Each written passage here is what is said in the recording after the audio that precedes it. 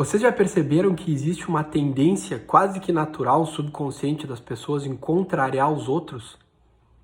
Muitas vezes a gente percebe que algumas pessoas tomam algumas condutas quase que como se fosse por uma birra, né? É como se tu dissesse assim, faz alguma coisa, a pessoa vai lá e faz o contrário, tem uma satisfação de contrariar, ou ainda se incomoda de ter a sensação que está fazendo aquilo que foi obrigado, induzida, ou recebendo uma ordem, um comando, né? Essa tendência que existe em todos nós, e obviamente que eu, pelo meu limitado conhecimento, não sei explicar neurofisiologicamente porque isso acontece, ela atrapalha muito nas negociações, e esse é meu tópico. Como é que nós podemos lidar com essa tendência que as pessoas têm a querer contrariar, ou melhor, a não querer se sentir obrigadas?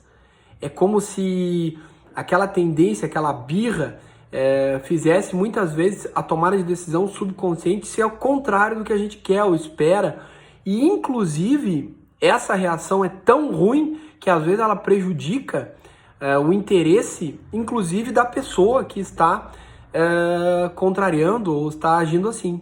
Vocês já perceberam isso?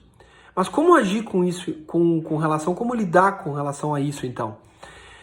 O ideal é que consigamos, através do diálogo, fazendo as perguntas corretas e ouvindo muito mais do que falando, perceber exatamente o que a outra parte, a outra pessoa precisa, e não meramente aquilo que ela fala, o que ela diz que quer, porque às vezes, inclusive, ela não está sendo sincera ou não se encontrou. E também, por outro lado, nós mesmos, às vezes, temos dificuldade de encontrar nossos reais interesses, ou seja, o que nós precisamos.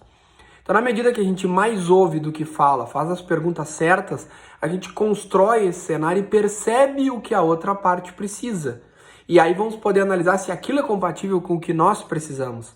Se for, a gente pode dar o próximo passo, tentar construir um cenário que todo mundo ganhe o que quer e façamos o acordo. Se não for, nós temos que avançar, vendo concessões que vão ter que acontecer de nosso lado, da outra parte.